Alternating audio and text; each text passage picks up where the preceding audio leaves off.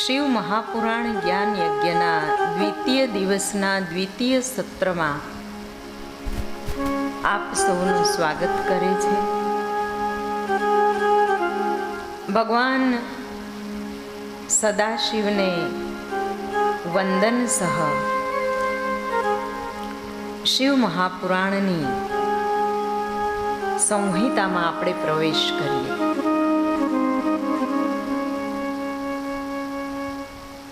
બ્રહ્માજીએ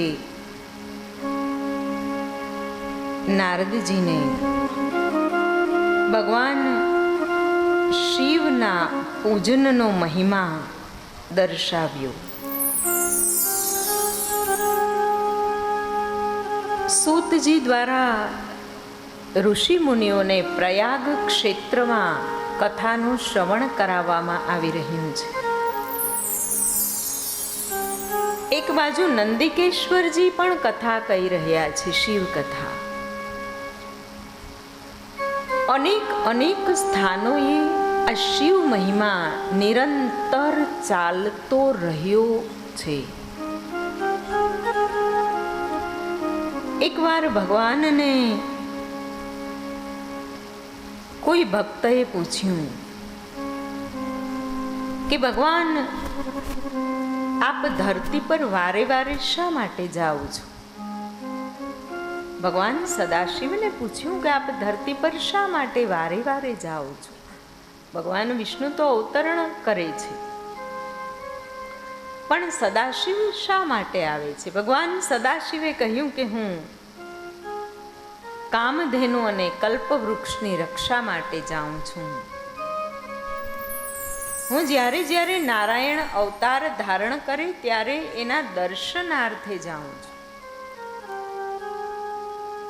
હું કોઈ તીર્થની અંદર સાધુ સંતો જે હરિસંકીર્તન કરતા હોય છે, તપસ્વીઓ તપ કરતા હોય છે, જપ્યાઓ જપ કરતા હોય છે, કીર્તન્યાઓ કીર્તન કરતા હોય, તો તીર્થ સ્થાને હું તેમને કોઈને કોઈ અજ્ઞાત સ્વરૂપે દર્શન આપવા માટે જાઉં છું. કોઈ મોટા વિરાટ સાત્વિક યજ્ઞો હોય તો એ યજ્ઞોની પુષ્ટિ અર્થે હું જાઉં છું. ભગવાન સદાશિવ આ ધરતી પર આટલા કારણોસર આવે. અત્યારે આપણે કામધેનુનો તો નાશ કરી નાખ્યો. જે સાત્વિક કામધેનુ છે એ તો આ ધરતી પર રહી નથી કે ભગવાન અહીંયા આવે. આપણે વૃક્ષોનો પણ નાશ કર્યો છે. વૃક્ષો એક બાજુ બહુ વવાઈ રહ્યા છે, પણ બીજી બાજુ તો આપણે વૃક્ષોનો નાશ કર્યો છે. સિમેન્ટ અને કોન્ક્રીટનું જંગલ બનાવી રહ્યા છીએ આપણે.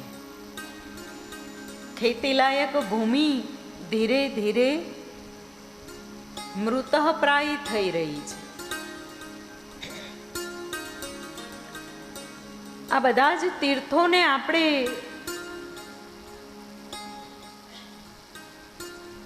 સાંસારિકતાથી ભરી દીધા છે. કારણ કે તીર્થોમાં તો આપણે સંસારના સ્વાદવાળી મીઠી ચા પીને આવીએ, એટલે અહીંયા પણ સંસાર જ રચી નાખીએ. 3 ટાઈમ જમવાનું ને 1 ટાઈમ નાવાનું.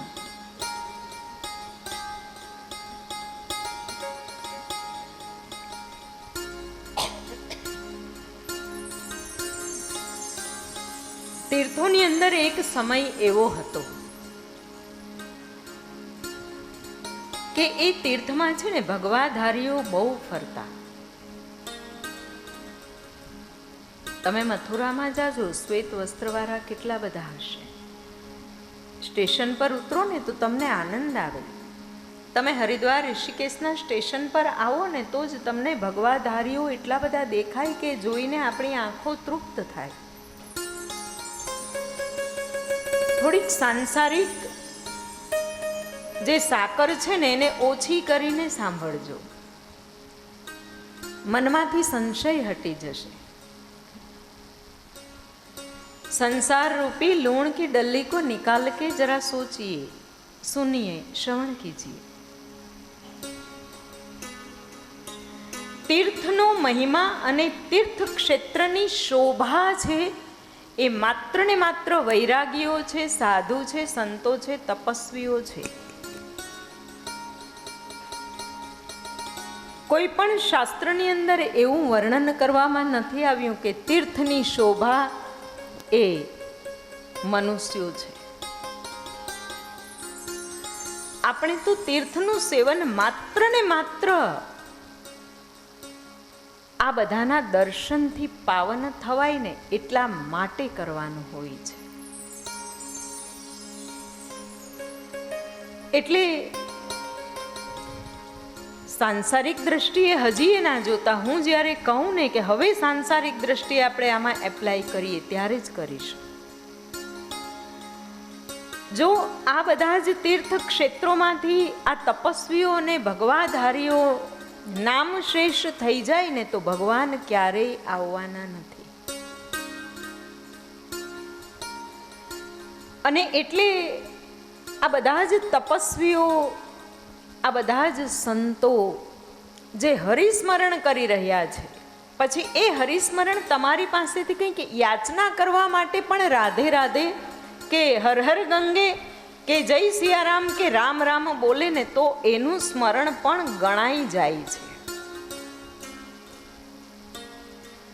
ગોકુલ, મથુરા, વૃંદાવનમાં જઈએ ને તો હવે પેલી ઇલેક્ટ્રિક રિક્ષાઓ આવી છે એટલે એમાં હોર્ન આવ્યા છે.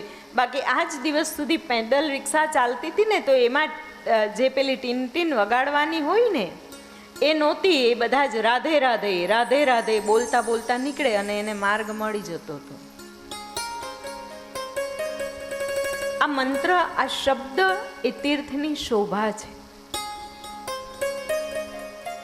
અને આ ભગવાધારીઓ, વૈરાગીઓ જ્યાં હોય ને ત્યાં આજે પણ ભગવાન કોઈક ને કોઈક રૂપમાં આવતા હોય છે.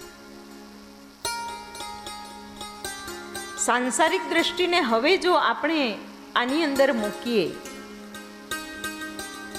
તો એ દ્રષ્ટિ પણ કંઈ ખોટી નથી કે એમાંથી બધા કોઈ સંતો સાધુઓ હોતા નથી. સાચી વાત છે. પણ આપણે આપણી દ્રષ્ટિને શા માટે લૌકિક સ્તર પર લઈને આવીએ? આપણી દ્રષ્ટિમાં જો અલૌકિકતા રાખીએ ને તો ક્યારેક એવા જે બની બેઠેલા સાધુ કે સંતો હોય છે ને એનામાંથી પણ આપણને કંઈક પ્રાપ્ત થઈ જાય છે. અને આ બહુ હકીકત છે, આ બહુ સત્ય વસ્તુ છે. એટલે કોઈ પણ સ્થાને, ગંગા કિનારે જાઓ કે કોઈ પણ તીર્થ સ્થાને જાઓ, કોઈ વૈરાગી તપસ્વી હોય ને એને તિરસ્કાર ના કરતા. ના આપો તો બે હાથ જોડી અને ક્ષમા યાચના કરી લેજો, પણ તિરસ્કાર ના કરતા. એને તિરસ્કાર કરવામાં આપણે નીચા થઈએ છીએ, આપણે નાના પડીએ છીએ, આપણે આપણું સ્થાન એક પગથિયું નીચે ઉતારી દઈએ છીએ. શા માટે? ભગવાનનો વાસ અહીંયા જ છે, દરેક જગ્યાએ.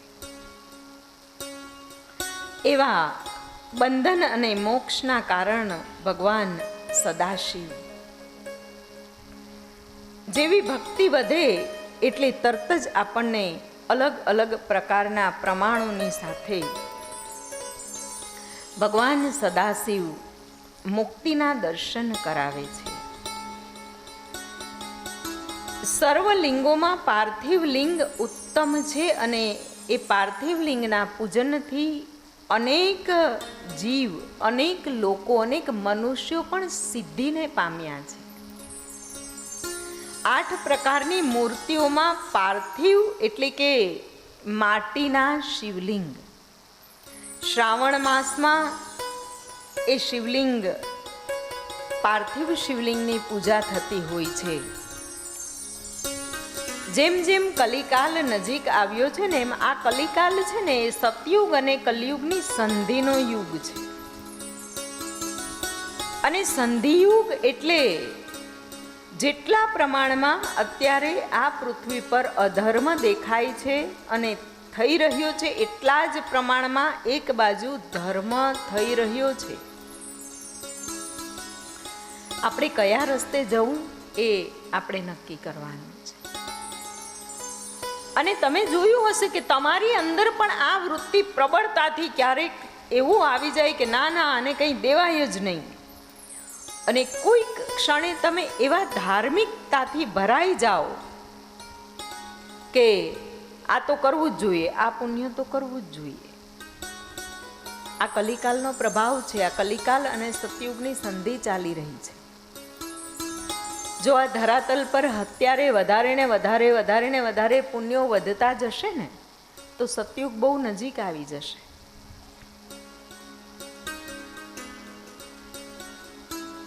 પાર્થિવ શિવલિંગના પૂજનની વાત કરવામાં આવી છે કે કોઈ પણ મૂર્તિ હોય, આ તો શિવલિંગની વાત છે, પણ કોઈ પણ પ્રકારના પરમાત્માનો શ્રી વિગ્રહ બનાવવો હોય તો એમાં માટી એ અતિ ઉત્તમ તત્વ છે.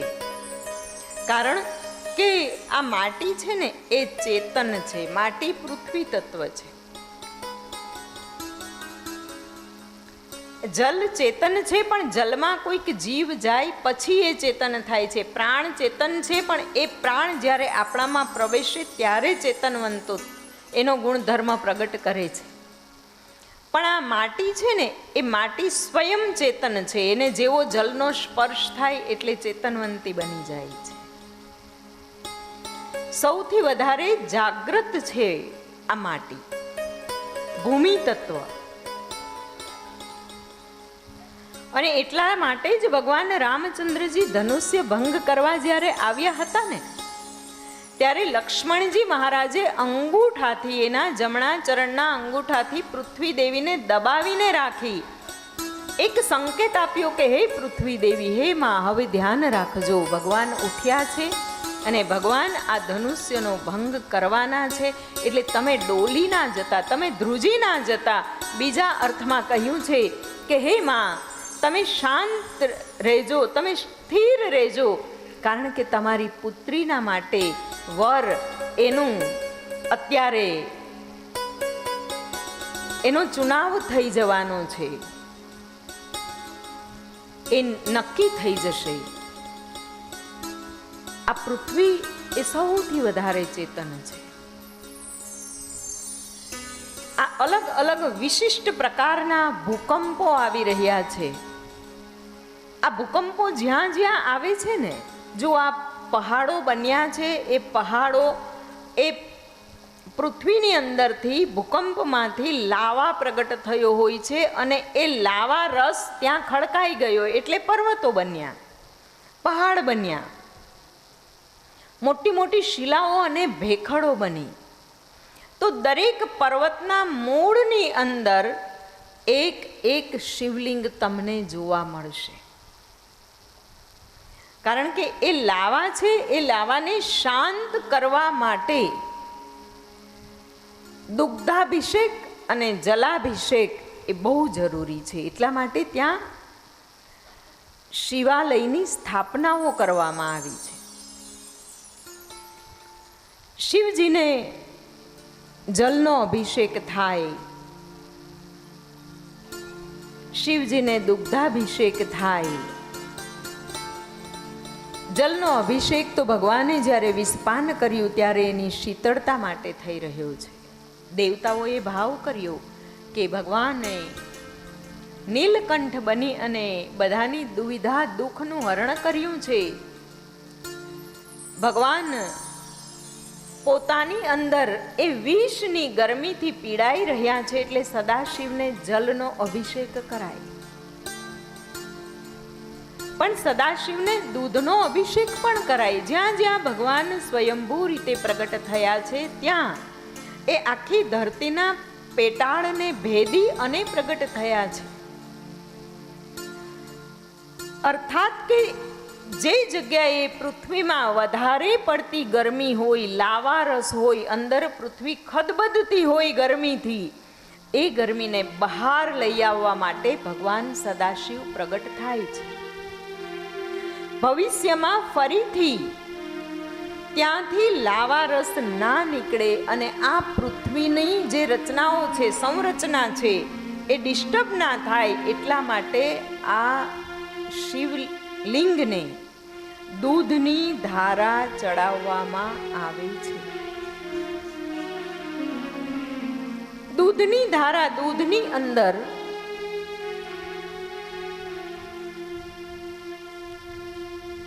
એવા એવા તત્વો રહેલા છે જે મનુષ્યને અંદરની પ્રકૃતિને અને આ ધરાતલની અંદરની પ્રકૃતિને શાંત કરે છે, સ્થિર કરે છે.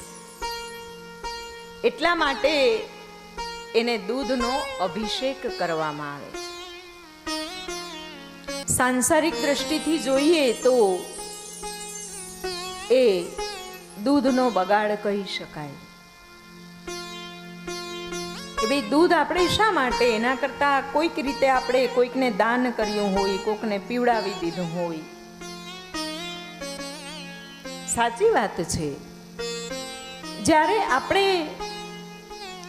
સંસારની દ્રષ્ટિથી જોઈએ ને તો આ વાત આપણને સાચી લાગે, પણ એક વૈશ્વિક દ્રષ્ટિથી, એક શ્રદ્ધાપૂર્વકની દ્રષ્ટિથી, વૈશ્વિક દ્રષ્ટિથી, એક સમગ્ર બ્રહ્માંડની રચનાને ટકાવી રાખવા માટેની એક ઋષિ મુનિની દ્રષ્ટિથી જ્યારે જોઈએ, આ તો બધી દ્રષ્ટિની વાત છે. ઋષિ મુનિએ બનાવેલી કોઈ પણ પરંપરા છે ને એ વેસ્ટ કરવા માટેની હશે જ નહીં. જો વૈશ્વિક દ્રષ્ટિથી જોઈએ, ઋષિ મુનિની દ્રષ્ટિથી જોઈએ તો આપણા દ્વારા ચડાવવામાં આવેલું માત્ર એક થોડુંક દૂધ છે એ સમગ્ર બ્રહ્માંડના પેટાળને સ્થિરતા આપે છે.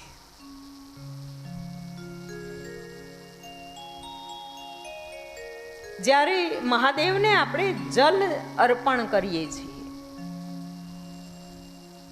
જલ આપણે કળશ ભરીને અર્પણ કરીએ છીએ ને જલાધારીમાંથી જે જલ શિવલિંગ પર ચડે છે ને એ બેમાં બહુ ફેર છે.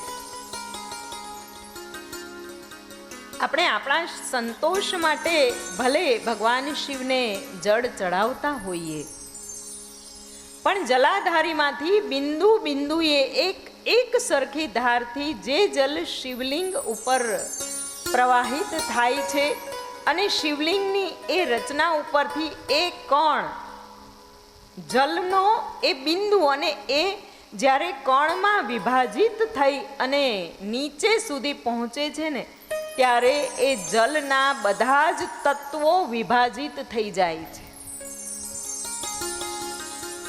એ જલ છે એ ભારી જલની અંદર પ્રવાહિત થઈ જાય છે.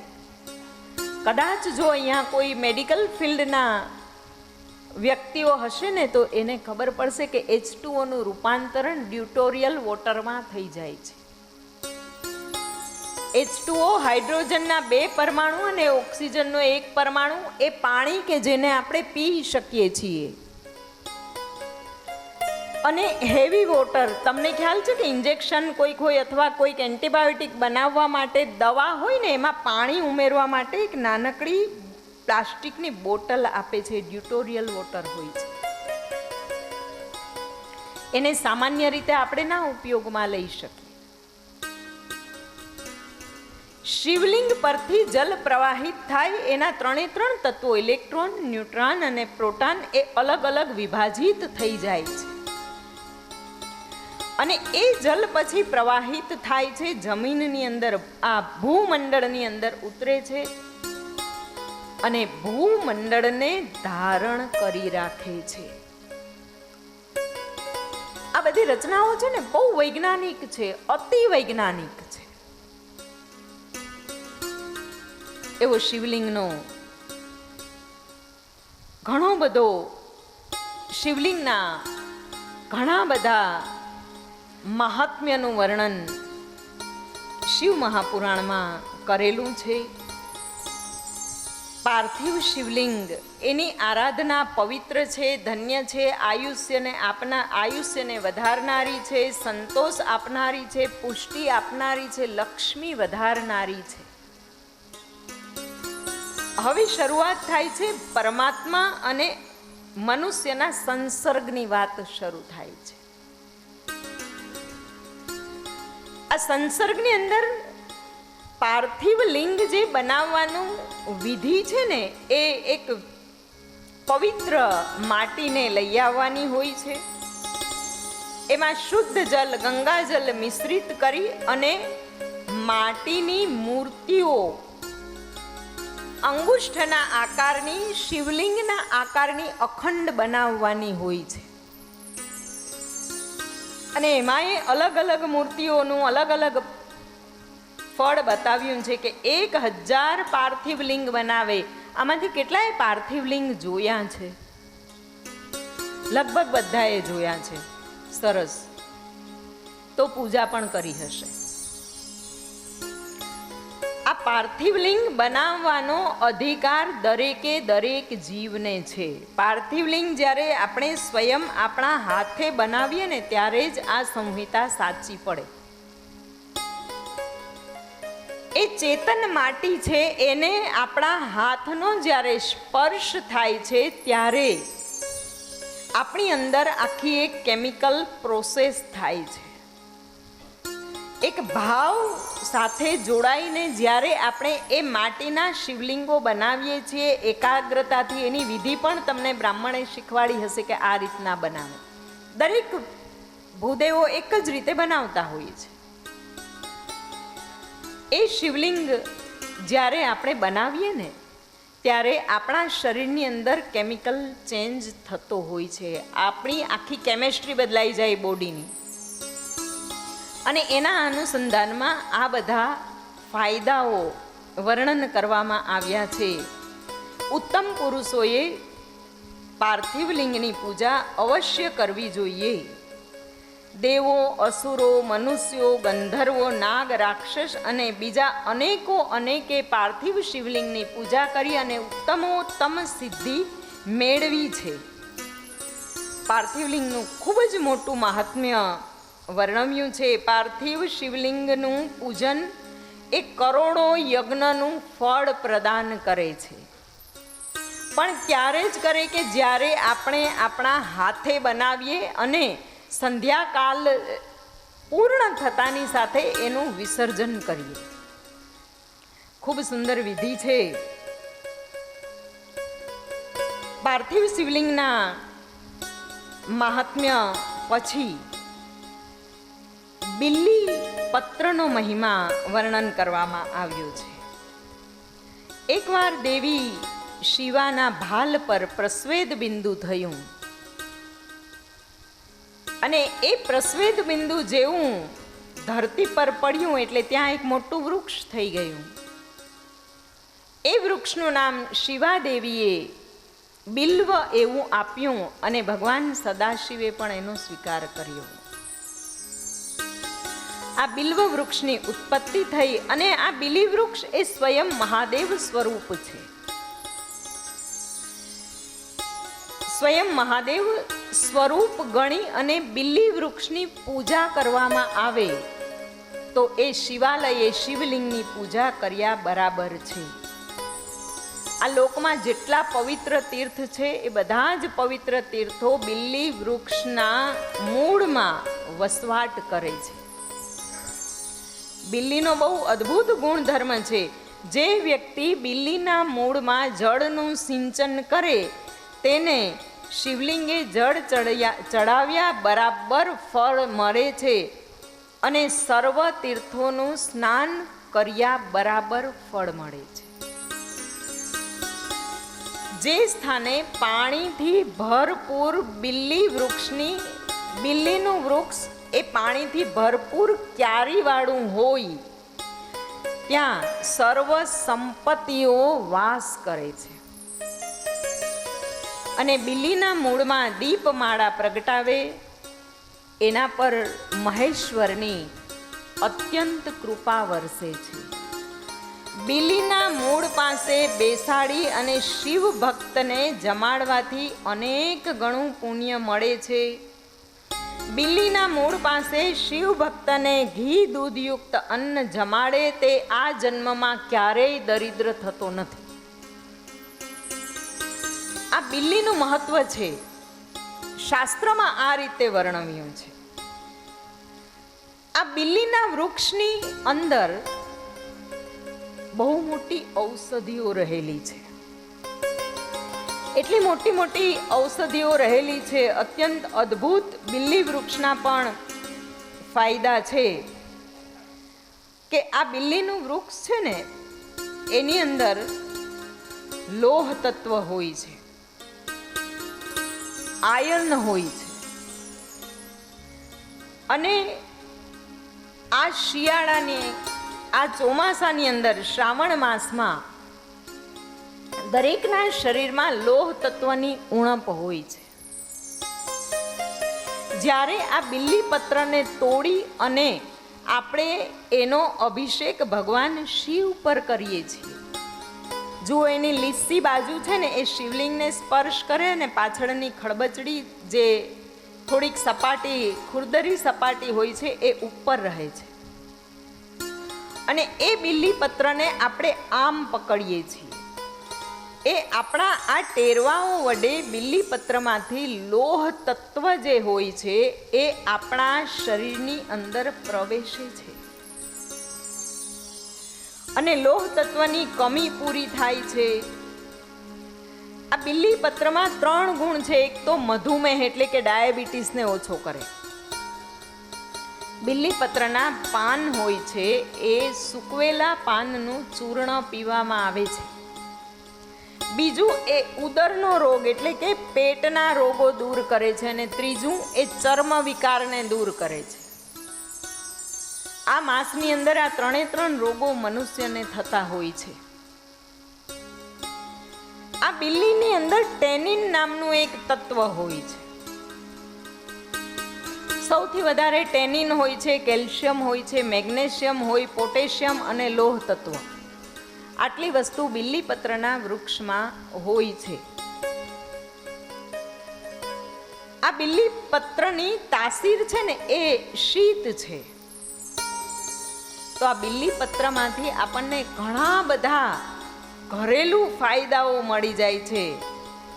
એટલા માટે ઘરના આંગણાની આગળ એક બિલ્વ વૃક્ષને વાવવું જોઈએ. એક બિલ્વ વૃક્ષ વાવીએ ને તો વાયવ્ય સંહિતા એમ કહે છે કે એક બિલ્વ વૃક્ષને વાવો તો તમે કરોડો પ્રકારના દાન કર્યા હોય એટલું ફળ મળે છે. અને વાત પણ સાચી છે કે આ ધરાતલ પર એક બિલ્વ પત્રને વાવવાથી વાયુ શુદ્ધિકરણથી માંડી અને જીવને જો એના ઉપયોગની ખબર હોય તો ઘણા બધા ફાયદાઓ મેળવી શકે છે. ત્રિદલમ ત્રિગુણાકારમ ત્રિનેત્રમ ચ ત્રિધાયુતમ ત્રિજન્મ પાપ સંહારમ એક બિલ્વ સમ શિવાર્પણમ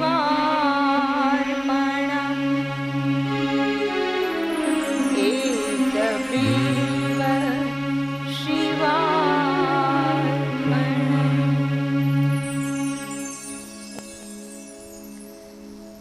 શિવ મહાપુરાણમાં કહેવામાં આવ્યું છે કે ત્રિદલમ ત્રિગુણાકારમ ત્રિનેત્રમ ત્રિધાયુતમ ત્રિજન્મ પાપ સંહારણ એક બિલ્વમ શિવાર્પણમ. જેના 3 દલ છે, જે ત્રણ ગુણનો પ્રતિપાદિત કરનાર છે. રજસ, તમસ અને સત્વ ગુણનો એ સૂચક છે. ત્રિનેત્રમ એ ત્રિનેત્રી છે. ત્રિધાયુતમ ત્રિજન્મ પાપ સંહારમ, ત્રણ જન્મના પાપનો સંહાર કરે છે એવું એક બિલ્વ એટલે કે એક બિલીનું વૃક્ષ આ જગતમાં વાવી અને શિવને અર્પણ કરતા જાઓ. અવશ્ય જીવે એક બિલ્લીપત્રનું વૃક્ષ વાવવું જોઈએ. એ બિલ્લીના વૃક્ષની ફરતે દીપમાલાઓ પ્રગટાવવી જોઈએ. શિવરાત્રિના દિવસે ત્યાં દીવાઓ કરવા જોઈએ. અને આમે આ શિવાલયની અંદર દીપમાલા પ્રગટાવવાનું બહુ મોટું મહત્વ. હમણાં જ આપણે એક કુબેરનું ચરિત્ર એના દર્શન કરીશું. એમાં એનું વર્ણન ખૂબ મોટું વર્ણવેલું છે. જેમ ભગવાન શિવને દુગ્ધ અર્પણ કરવાથી આ ધરા શાંત થાય છે, એમ મનુષ્ય પણ જો દૂધનું પાન વ્યવસ્થિત રીતે અને સાચા દૂધનું પાન કરે ને તો એના જીવનમાં પણ સ્થિરતા આવે છે. પણ અત્યારે એક ટ્રેન્ડ ચાલ્યો છે, બધાને ખબર હોય તો, કે વિગન, કે એમાં ખ્યાલ છે કોઈને આ ટ્રેન્ડની? ખ્યાલ હોય તો જ વાત કરીએ, અન્યથા આપણે ના કરીએ. કે પ્રાણીજન્ય કોઈ પણ વસ્તુનો ઉપયોગ ના કરવો, એમાં દૂધનો પણ ત્યાગ, કે એ પણ આપણે ના લેવું. આપણા શરીરની અંદર એ દૂધ લેવાથી કેટલા બધા ફેરફારો થતા હશે. એટલે ભગવાન શ્રી કૃષ્ણ પરમાત્માએ દૂધનું, દહીંનું મહત્વ આ ધરાતલ પર સ્થાપ્યું. એટલે આપણે પણ દૂધ લેવું જોઈએ, ઉચિત સમયે, ઉચિત માત્રામાં, અને સિન્થેટિક દૂધ નહીં. જો સાચું દૂધ મળે તો, HF નું દૂધ નહીં.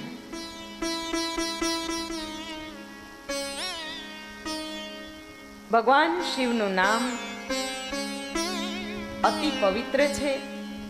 આ ભગવાન શિવનું નામ છે ને એ ગંગા સમાન છે. ભગવાનને જે ભસ્મ અર્પણ કરીએ છીએ એ યમુના સમાન છે. અને ભગવાને રુદ્રાક્ષ ધારણ કર્યા છે એ સરસ્વતી સમાન. શિવનું નામ ગંગા સમાન છે. એટલે ગંગા તટે અંતિમ સમય ગુજારાય. શિવનું નામ એ અંતિમ સમયે લેવાય. ભસ્મ યમુના સમાન છે. યમુના મહારાણીજી છે એ તપનું સ્વરૂપ છે. યમુના તટે તપ પણ કરાય. અને રુદ્રાક્ષ એ જ્ઞાનનું પ્રતીક છે, એ સરસ્વતીજી છે. આમ તો આ ભગવાન શબ્દ છે ને એ પણ ક્યારેક યાદ આવે કે ભગવાન 5 અક્ષર છે. ભ, ગ, વ, પૂર્ણ વ અને પછી અ, એટલે 2 અ મળે એટલે વા થાય સંધિના નિયમ પ્રમાણે. વ, અ અને પછી ન. તો ભ એટલે ભૂમિ, ગ એટલે ગગન. આ 5 તત્વનું નામ છે. વ એટલે વાયુ, વળી પાછો અ આવ્યો અગ્નિ, ન એટલે નીર. ભગવાન છે એ 5 તત્વને પ્રતિપાદિત કરનારો શબ્દ છે. અને એટલે જ સનાતન ધર્મ એટલે શું? સનાતન ધર્મ એ આપણો આ 5 આપણા જે પંચ મહાભૂત તત્વોની સાથે જોડાયેલો જે ધર્મ છે એને કહેવામાં આવે છે સનાતન ધર્મ.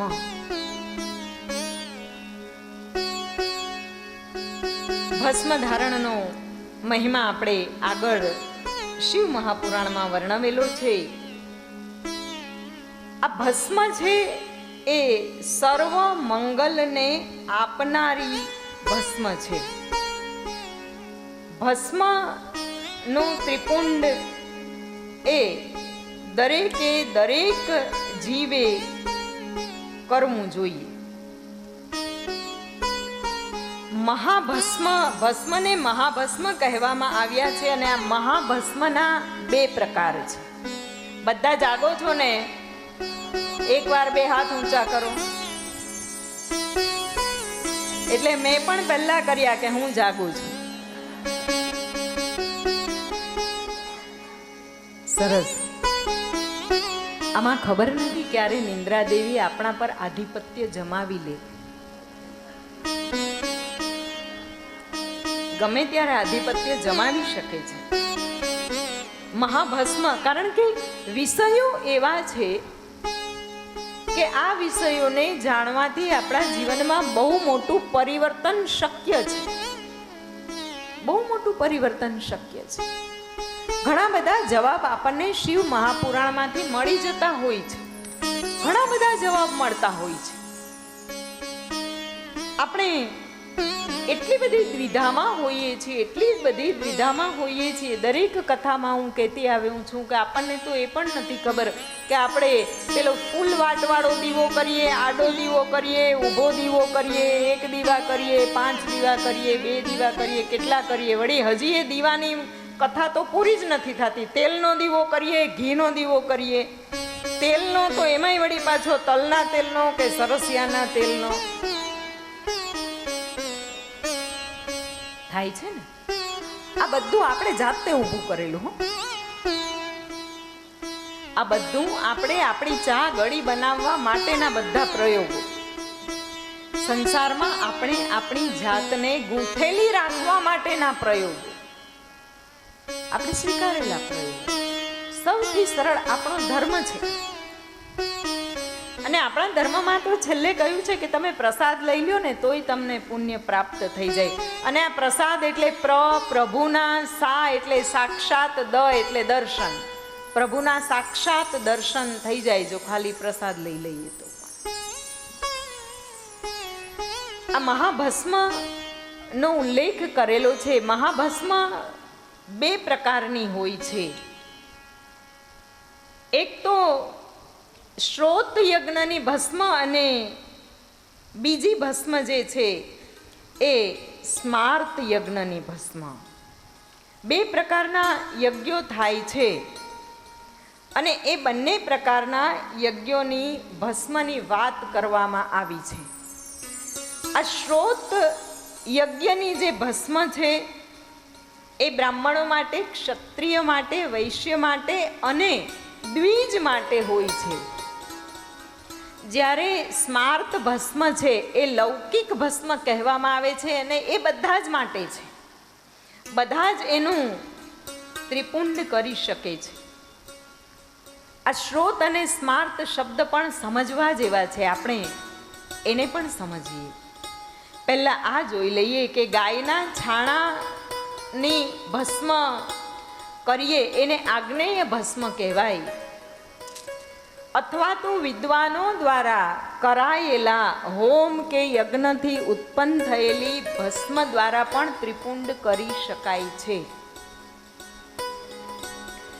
જબાલ ઋષિના કથન મુજબ દરેક વર્ણ અને દરેક આશ્રમના લોકોએ મંત્ર ભણીને, મંત્ર બોલીને, એના મંત્રો છે.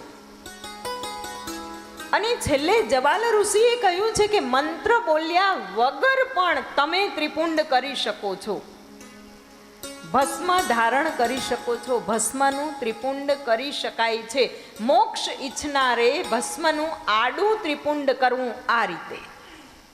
વિષ્ણુ, ઉમાદેવી, લક્ષ્મી દેવી, સરસ્વતી આ બધા જ છે ને સદાય આડું ત્રિપુંડ ધારણ કરે છે.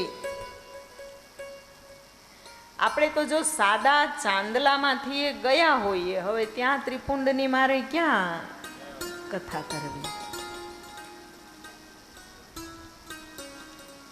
અત્યારે આપણે સાદું તિલક કરવામાંથી રજા લઈ લીધી છે. ક્યાં આપણે પહોંચશું? ત્યાં આપણે શિવ મહાપુરાણમાં ત્રિપુંડના તિલકની વાત કરીએ છીએ. થોડીક હાસ્યાસ્પદ મને લાગે છે. આપણા ઋષિમુનિઓને ખબર હશે આ ત્રિપુંડનું મહત્વ સમજાવ્યું છે ને, એનો અર્થ એ છે કે આપણા ઋષિમુનિઓને ખબર હશે કે આ જીવ છે ને એ દરેક પ્રકારના ચિહ્નનો ત્યાગ કરી દેશે. આ બધા માંગલિક ચિહ્નો કહેવામાં આવે છે. કોઈ એમને ઉઘાડા કપાળવાળું વ્યક્તિ સામે મળે એને શું કહેવાય? ઉઘાડું કપાળ કહેવાય. અનિયંત્રિત કપાળ કહેવાય, જેનો કોઈ રક્ષક નથી. એવા ઉઘાડા કપાળવાળું સામે મળે એના કરતાં કોઈ તિલક કરેલું વ્યક્તિ સામે મળે ને તો દિવસ સુધરી જાય, મંગલ દિવસ બની જાય. બધા તિલક કરવાનું રાખો, ફાયદો થશે. એમના સમજતા કે બહુ ઓર્થોડોક્સ છું, દરેક કથામાં કહેતી હોઉં છું. આ બધાનું વૈજ્ઞાનિક મહત્વ એ તો ખાલી સમજાવી રહી છું આપને, વિશ્વાસ આવે એટલા માટે. અને માઇક્રોબાયોલોજિસ્ટ છું તો મને એમાં થોડોક આનંદ પણ આવે છે કે ભણેલું કામ લાગે છે. ચાલો, પણ આ વિજ્ઞાનના આધાર ઉપર ધર્મ ક્યારેય ટકવાનો નથી, યાદ રાખજો. વિજ્ઞાનના આધાર ઉપર ધર્મ ક્યારેય નથી ટકવાનો. આપણને બધાને જ ખબર છે કે સવારે વહેલા ઉઠીને ચાલવું જોઈએ, એનું વૈજ્ઞાનિક કારણ બધાને ખબર છે. કોઈ ચાલી શકે છે નિયમિત? નથી ચાલી શકે. વિજ્ઞાનના આધાર પર ક્યારેય ધર્મ ના ટકે, પણ ધર્મના આધાર ઉપર વિજ્ઞાન આજ દિવસ સુધી ટકેલું છે. આ ધર્મને એક વાક્યમાંથી આપણે વિજ્ઞાનને પ્રગટ કરી શકીએ છીએ. અને વિજ્ઞાન એવું છે કે એક વાક્યમાં ધર્મ ઉપર શંકા ઊભી કરે છે, તોય આપણે વિજ્ઞાન વિજ્ઞાન વિજ્ઞાન, તોય આપણને વિજ્ઞાન જોઈએ. જીવનને દુખી કરી નાખ્યું છે, તોય આપણે વિજ્ઞાનની પાછળ એનું પૂંછડું પકડીને વેતરણી પાર કરવા નીકળ્યા છીએ. હવે ખબર નથી વેતરણી પાર થાય કે ના થાય. આપણો ધર્મ છે ને બહુ ઉચ્ચ કોટીનો ધર્મ છે. સંસારનું સર્જન કરનાર જગતના પ્રપંચને બાળી નાખી અને એની ભસ્મ તૈયાર કરી અને એ આખા દેહ પર લગાડીને ફરતા હતા કે જેણે આ જગતનો સાર ગ્રહણ કર્યો છે. એવા શિવ તત્વની આ કથા છે. ભસ્મ એ સાક્ષાત શિવજી છે. તિલક કરવું જોઈએ. કપાળ આપણું આ જે આજ્ઞા ચક્ર છે ને એ શાંત પણ રહે ને સમય આવે જાગૃત પણ થાય.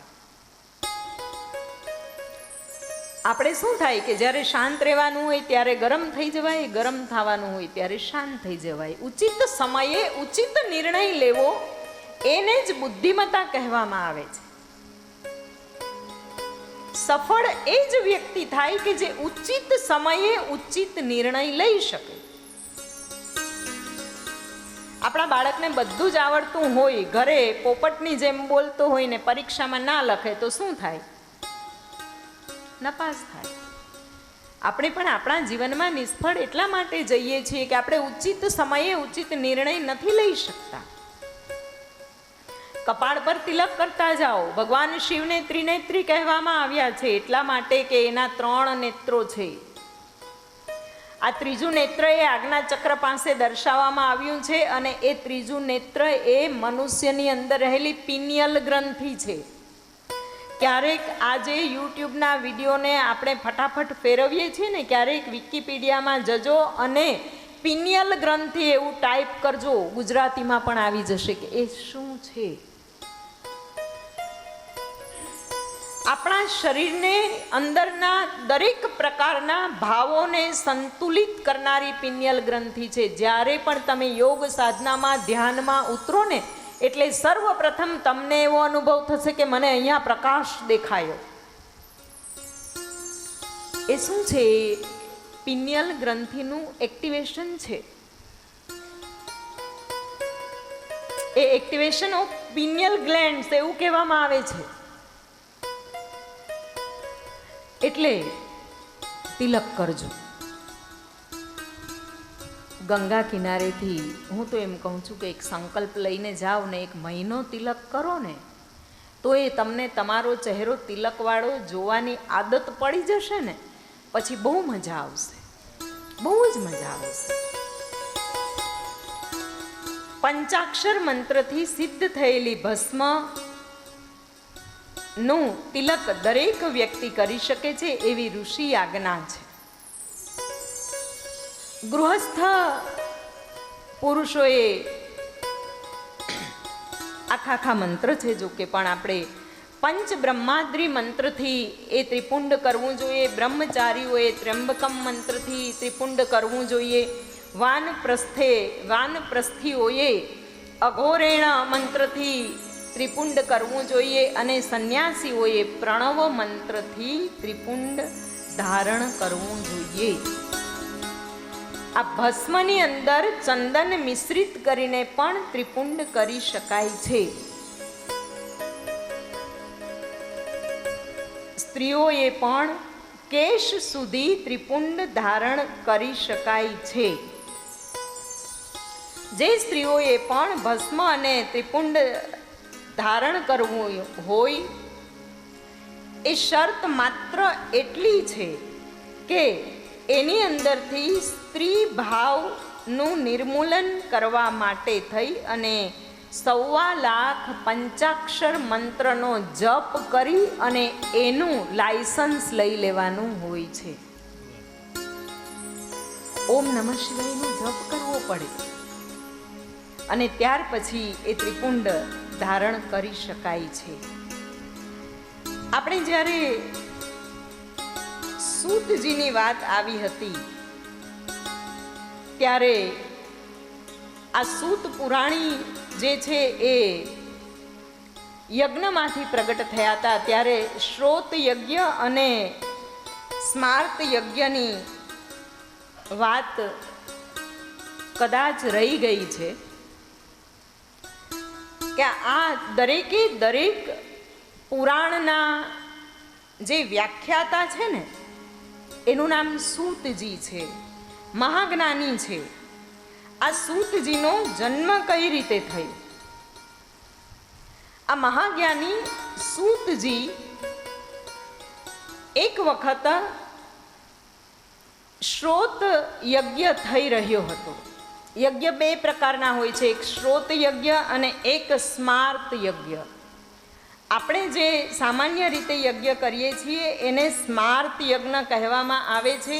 અને એ સ્માર્ત યજ્ઞની અંદર આપણે સ્વાહાકારથી આહુતિઓ આપતા હોઈએ છીએ. એની અંદર આપણે સ્વાહા કરી અને દરેક પ્રકારના સામગ્રીથી એનો હોમ કરીએ છીએ. એ યજ્ઞને કહેવામાં આવે છે સ્માર્ત યજ્ઞ. એક બીજો યજ્ઞ હોય છે કે એની અંદર વસટકારનો પ્રયોગ થાય છે. એમાં સ્વાહા બોલવામાં આવતું નથી અને એની અંદર શાકિલ્યથી અગ્નિમાં આહુતિઓ પણ આપવામાં આવતી નથી. એક પુરોડાસનું નિર્માણ કરવામાં આવે છે અને એ પુરોડાસને અગ્નિ ક્ષેત્રની અંદર કપાલો હોય છે. કપાલ એટલે એવા માટીના ત્રિકોણ અંદર બનાવેલા હોય છે. એ પુરોડાસનું એ કપાલની અંદર વપન કરવાનું હોય છે. એને કહેવામાં આવે છે શ્રોત યજ્ઞ. એક વખત આ શ્રોત યજ્ઞ થઈ રહ્યો હતો અને ઋષિઓએ ઈશ્વર પ્રેરણાથી, અને બીજી વાત કે આ જે શ્રોત યજ્ઞ હોય છે એની અંદર યજ્ઞવેદીમાં અલગ અલગ પ્રકારે બધા જ દેવતાઓનું સ્થાન હોય છે. ઇન્દ્રનું સ્થાન, વરુણનું સ્થાન, યમનું સ્થાન, બૃહસ્પતિનું સ્થાન, કુબેર દેવતાનું સ્થાન, એમ અલગ અલગ સ્થાન આપેલા હોય છે. આપણે જેમ સર્વતોભદ્ર મંડળ પૂરીએ, ખબર છે ને, કંઈક આપણે સ્થાપન કરીએ તો એમાં બધા મંડળો પૂરતા હોય છે, ખાના ખાના ચોખાના ને આના આ દાળના ને બધું કરે છે ને. એ મંડળ પૂરે છે ને, એમાં એ યાજ્ઞિકોને ખબર હોય, એટલે એ પૂરનારા ભૂદેવોને ખબર હોય છે કે આ દેવતાનું સ્થાન છે, આ દેવતાનું સ્થાન છે, આ દેવતાનું સ્થાન છે, અને એ બધાને એનો ભાગ આપવાનો હોય છે. તો આ શ્રોત યજ્ઞની અંદર પણ બધા જ દેવતાઓના સ્થાન હોય છે, અગ્નિકુંડની અંદર સ્થાન હોય છે, અને યાજ્ઞિક બ્રાહ્મણોને ખબર છે કે આ આહુતિ આ સ્થાન પર જ વપન કરવાની છે, આ પુરોડાશ આ સ્થાન પર વપન કરવાનો છે. એક વખત ભગવત ઈચ્છાથી થયું એવું કે ઋષિઓએ બૃહસ્પતિ ક્ષેત્રમાં ઇન્દ્રથી સંબંધિત પુરોડાશનું વપન કરી દીધું. આને કહેવામાં આવે છે વિધિકૃત વિલોમ થયો. આ વિધિકૃત વિલોમ જેવો થયો એટલે તરત જ એ અગ્નિની અંદરથી એક તેજસ્વી તપોનિષ્ઠ એકદમ તપમાંથી જે રીતે એક તેજોમય બાળક પ્રગટ થયું હોય એવું બાળક પ્રગટ થયું. એ બાળકનો જન્મ થયો, અને એ બાળક જે અગ્નિના જે સ્થાનમાંથી પ્રગટ થયો હતો એનું એ અગ્નિ સ્થાનનું નામ સૂતી એવું હતું. અને એટલે ઋષિઓએ એ બાળકનું નામ રાખ્યું સૂત. એ સૂત જે છે એ દરેક પુરાણોના જ્ઞાતા થયા, વેદ વ્યાસજીના મહાન શિષ્ય. આ શ્રોત અને સ્માર્ત બે યજ્ઞો થયા. એવી જે શ્રોત યજ્ઞની ભસ્મ છે એ બધા જ નથી વાપરી શકતા. સ્માર્ત યજ્ઞની ભસ્મ એ બધા જ એનો ઉપયોગ કરી શકે છે. આપણે બધાએ જ ત્રિપુંડ ધારણ કરીએ. જે વ્યક્તિ ત્રિપુંડ ધારણ કરે એને વ્રતી કહેવામાં આવે છે. ત્રિપુંડ ધારણ કરનાર વ્રતીઓના આગળ અને પાછળની 1000 વંશજોની ગતિ સુધરે છે. આ ત્રિપુંડનો એટલો મોટો ફાયદો છે. વાનપ્રસ્થો પણ કરી શકે, કન્યાઓ પણ કરી શકે. આ ત્રિપુંડને સવારે ભસ્મને જલથી મિશ્રિત કરીને કરવાનું હોય છે, અને બપોર પછી જો કરવું હોય તો જલ મિશ્રિત ભસ્મ ના કરાય, સીધી ભસ્મનો ઉપયોગ કરાય. આ શિવ પુરાણ એટલું ઊંડાણમાં છે, એટલું બધું ઊંડાણમાં છે કે આપણને ઘણી બધી સમજ આપે છે. ઘણી બધી સમજ આની અંદરથી આપણને પ્રાપ્ત થાય છે. પ્રણવનો મહિમા આપણે જોઈએ. પ્રણવ શબ્દ છે. પ્ર એટલે પ્રપંચ, ન એટલે નથી, અને વ એટલે પ્રણવનો જપ કરતા જેને સંસારના પ્રપંચો વ્યાપ્ત થતા નથી એને કહેવામાં આવે છે પ્રણવ. પ્રણવ એટલે ઓમકાર.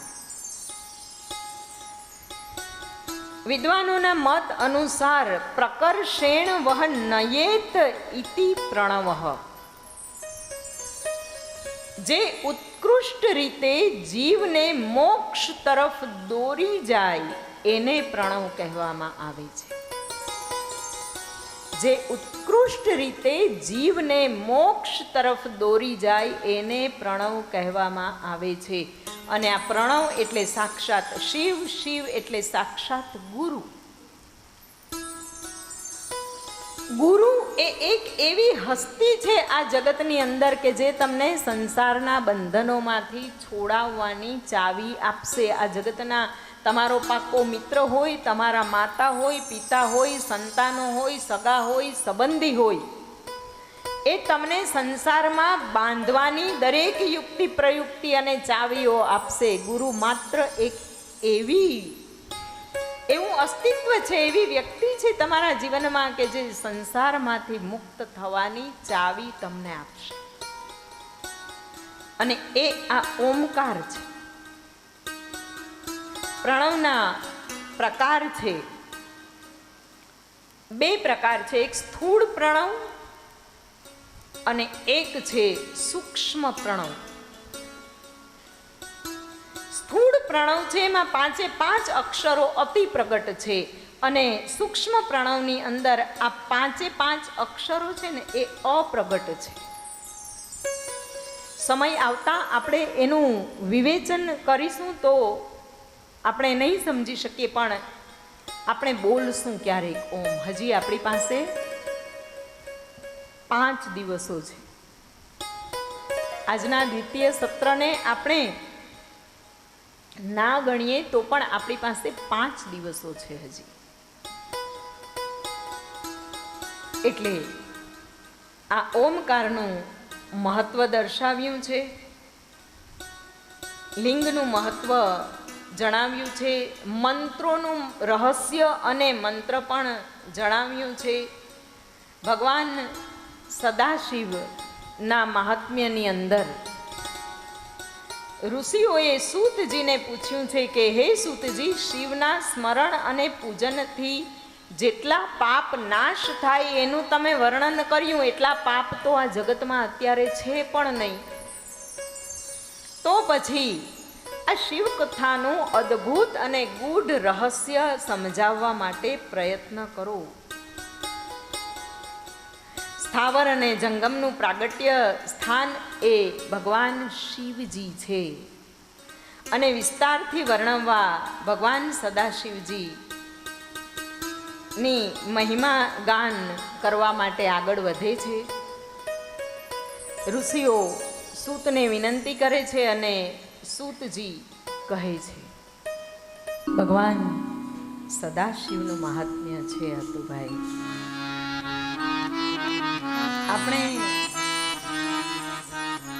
આ ધૂન કરીએ ને એમાં પણ આપણને એક મેન્ટરની જરૂર પડે છે. આપણું ધ્યાન રાખવા વાળું કોઈક હોય એવી જરૂર પડે છે. જો છેલ્લે બેઠા હોય અથવા આમ આડાવડા ખૂણે ખાંચે બેઠા હોય ને આમ નજર ના પડે ને, ખબર પડે કે મારી આમ નજર નથી પડી આમ, તો એ તાળી ના પડે સરખી, અને ઘણીવાર તો આમ જોવાઈ જાય એટલે ચાલુ થઈ જાય તાળી. વિચારો, એક ગુડ વાત કહેવા માંગુ છું. આગળ જેટલી આ 5-6 લાઈનમાં જેટલા માથા હલતા હોય, જેટલી આ બોડી મૂવમેન્ટની સાથે ઇન્વોલ્વમેન્ટ જોવા મળે છે, એટલું એના પછીની લાઈનોમાં ના જોવા મળે. એક મેન્ટરની જરૂર જો આપણને માત્ર આટલું કાર્ય કરવા માટે પણ પડતી હોય તો આપણા આખા જીવનને શુદ્ધ કરવા માટે, દિવ્ય કરવા માટે, એને ગતિ પ્રાપ્ત કરાવવા માટે આપણને એક મેન્ટર સ્વરૂપે ભગવાનની જરૂર ના પડે? પડે. એટલા માટે આ ભગવાનની પરિકલ્પના આપણને આપવામાં આવી છે. ભગવાનની જરૂર તો પડે. એક વખત દેવતાઓની સભામાં ભગવાન વિષ્ણુએ શિવલિંગનો મહિમા વર્ણન કર્યો અને દેવતાઓએ ભગવાન વિષ્ણુને કહ્યું કે હે પ્રભુ, તો હવે તમે અમને શિવલિંગો આપો, અમને શિવલિંગ આપો. એનું મહાત્મ્ય એટલું વિરાટ વર્ણન કર્યું તો દેવતાઓએ પણ શિવલિંગની માંગણી કરી છે. અને ત્યારે ભગવાન વિષ્ણુએ વિશ્વકર્માજીને આજ્ઞા કરી. વિશ્વકર્માજીએ અનેક પ્રકારના લિંગોનું નિર્માણ કર્યું અને પછી ભગવાન વિષ્ણુએ દરેક દેવતાઓની પાત્રતા અનુસાર એમને એ લિંગ અર્પણ કર્યા. જેનો જેટલો અધિકાર હતો એને જ લિંગ આપવામાં આવ્યું, જેનો અધિકાર નહોતો એને પાછું ના મળ્યા. જો દેવતાઓને પણ શિવલિંગની પૂજા કરવા માટે અથવા શિવલિંગની પ્રાપ્તિ માટે અધિકારની જરૂર પડતી હોય તો પછી મનુષ્યને તો અધિકારની જરૂર પડે. આ શિવાલયમાં જઈ અને ગમે તે રીતે વર્તન ના કરી શકાય. શિવાલયની અંદર શિવલિંગ પર જલાભિષેક કરવો હોય તો એના નિયમો પણ તમે કોઈક સંન્યાસી અથવા તો ગુરુ પાસેથી અથવા તો કોઈ ભૂદેવ પાસેથી જાણો,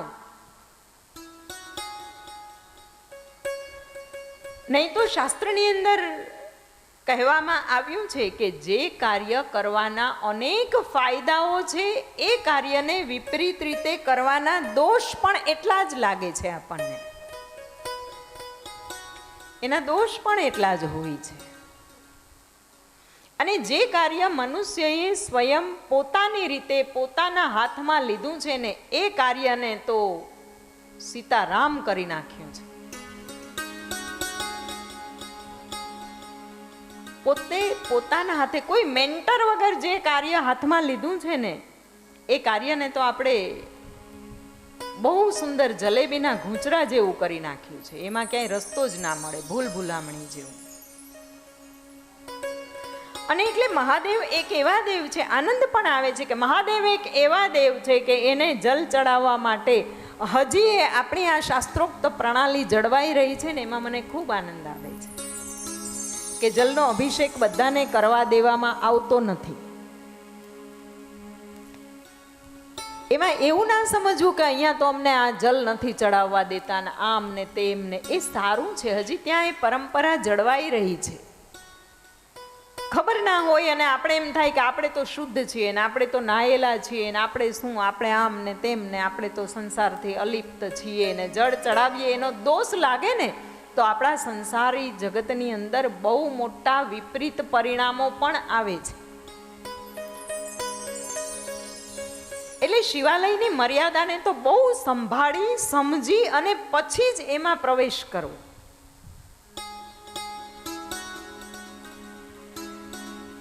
ભગવાન વિષ્ણુએ ઇન્દ્રને માણેકનું શિવલિંગ આપ્યું છે, કુબેરને સુવર્ણનું શિવલિંગ આપ્યું છે, ધર્મરાજાને પીળા મણીનું શિવલિંગ આપ્યું છે, વરુણને કાળા મણીનું શિવલિંગ આપ્યું છે, ભગવાન વિષ્ણુને નીલમનું શિવલિંગ આપ્યું છે, લક્ષ્મીજીને સ્ફટિકનું શિવલિંગ આપ્યું છે.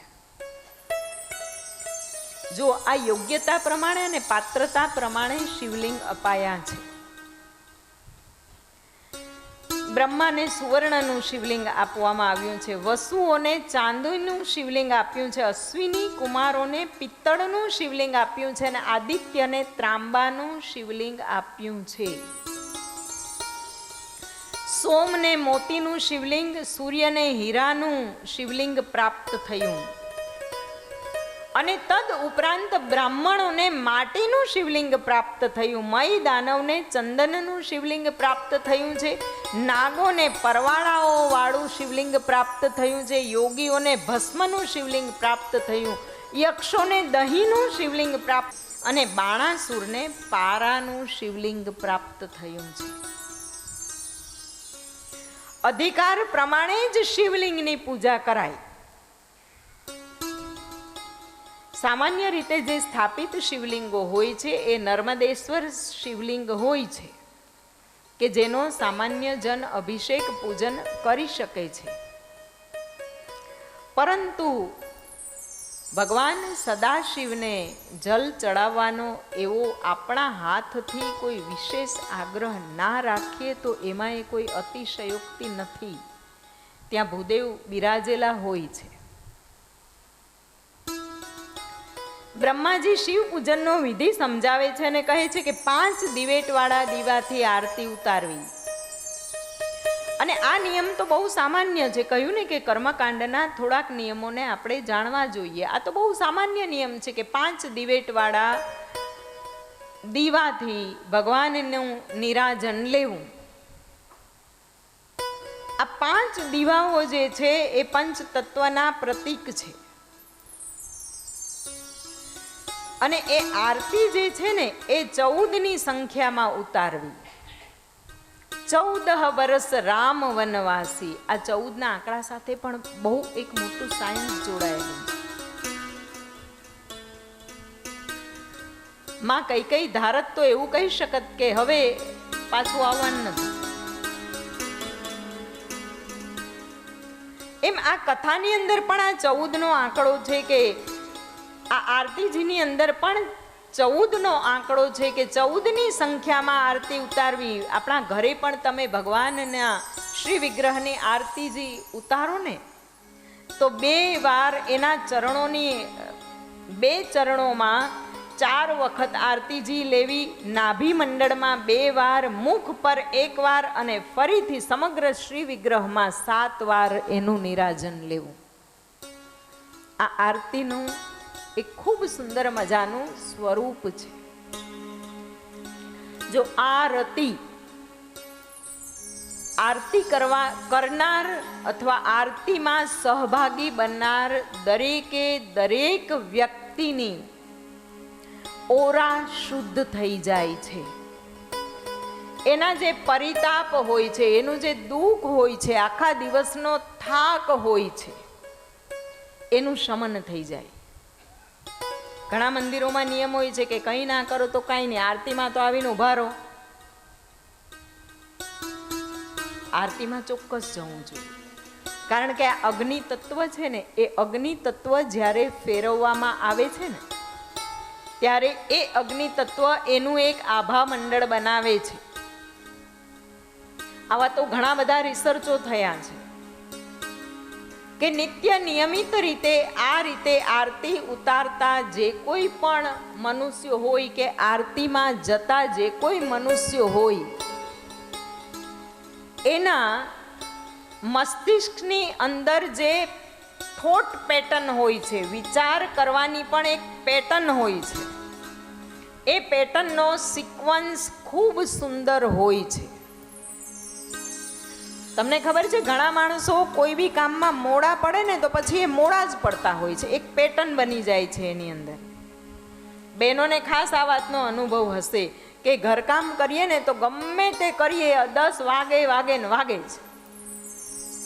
ગમે એટલા વહેલા ઉઠીએ મોડા ઉઠીએ એટલા વાગે જ પૂરું થાય. એક પેટર્ન, એક થોટ પેટર્ન હોય છે આપણી, એક કામ કરવાની એક પેટર્ન હોય છે. શિવશાસ્ત્ર બહુ ઊંડાણમાં છે અને આ પેટર્ન જેણે તોડવી હોય ને એણે આરતીનો, દીવાનો, અગ્નિનો સહારો લેવો જ પડે, અથવા તો નાદનો સહારો લેવો પડે, ધ્વનિનો સહારો લેવો પડે. બ્રહ્માજીએ સદાશિવની કૃપા એના પર કઈ રીતે થઈ એનું વર્ણન કરે છે. અને બ્રહ્માજી અને નારદજીનો સંવાદ છે એ સૂત મહાપુરાણી ઋષિઓને શ્રવણ કરાવી રહ્યા છે. કથામાં મર્યાદિત સમય હોય છે અને ઘણા બધા વિષયોને આપણે આવરી લેવાના હોવાથી દરેક વિષયોમાં આપણે ઊંડા જઈ શકતા નથી. અને હવે તો મને તમારો થોડોક ડર પણ લાગે છે કે માનો કે ક્યાંક અનાયાસે ઊંડાણમાં જવાઈ ગયું તો પાછળથી નિંદ્રા દેવી મને દર્શન ના આપે.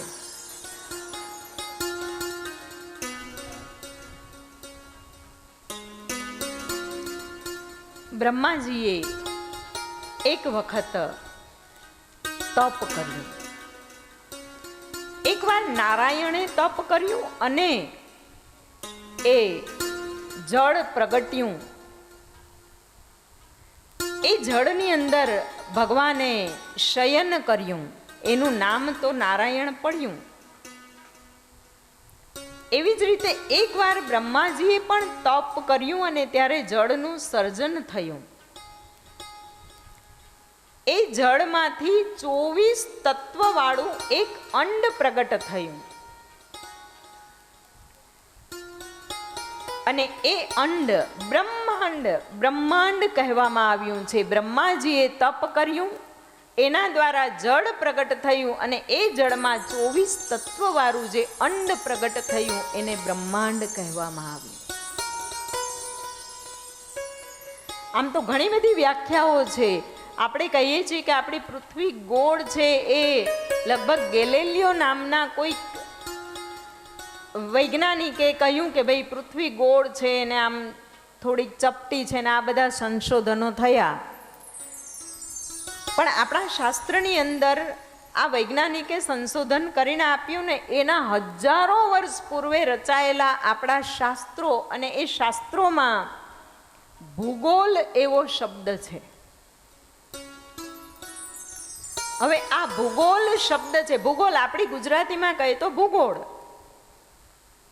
હવે ભૂગોળની સંધિ પાડો તો ભૂગોળ, ભૂ એટલે જમીન, પૃથ્વી, ભૂમિ એ ગોળ છે. આમાં કઈ નવાઈ હતી?